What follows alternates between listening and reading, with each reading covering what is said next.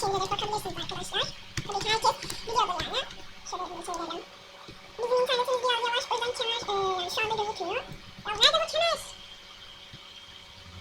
Neyse arkadaşlar, ben kemeri gösteremeyeceğim. Bugünlük videolarımız bu kadardı arkadaşlar. İzlediğiniz için teşekkür ederim. Bu arada yeni ev yaptım. Güzel olmuş mu? İsteyen gelebilir.